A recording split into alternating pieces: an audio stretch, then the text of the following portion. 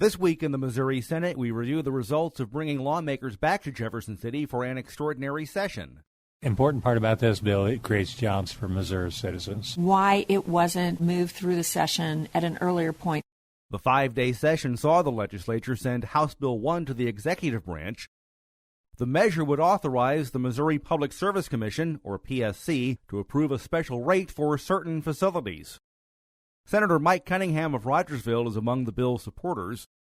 He claimed no Ameren, Missouri customer would see a higher bill as a result of this becoming law.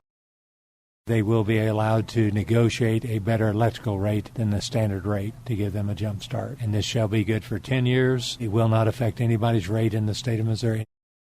But Senator Jill Schupp of D-Creve Coeur voted against House Bill 1.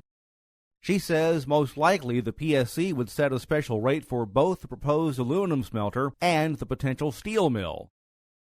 Because it wants to encourage them to operate here. Ameren is never on the hook, especially with this legislation the way it's written. Senator Bill Eigel of R-Weldon Spring adds, we all want jobs, but how do you get them? If jobs could not exist without a subsidy that enforces their creation from government, then the free market dictates they probably should not be there in the first place.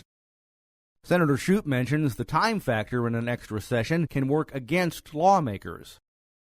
We don't always put into place the best or most thoughtful public policy. Senator Cunningham says another advantage to this proposal is it would be one aluminum smelter replacing another. But it will take, I think they said, maybe $4 million to get it up and going again. That's pretty minimal compared to the jobs it can bring to that area. Senator Schupp believes this bill gives too much power to Ameren over the PSC. I would love to see these companies come in, build and succeed, and spend their dollars here and employ people in the state of Missouri. That, to me, was the intent of this legislation.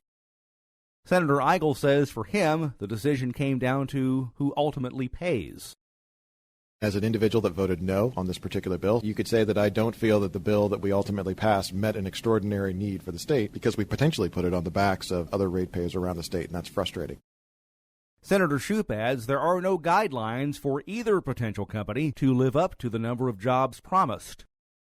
One of the metrics by which the Public Service Commission must hold these companies to account is the number of jobs they create. House Bill 1 features an emergency clause, which means it would become law upon the governor's signature.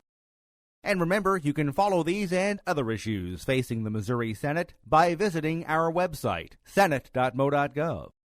Reporting from the state capitol, I'm Dean Morgan.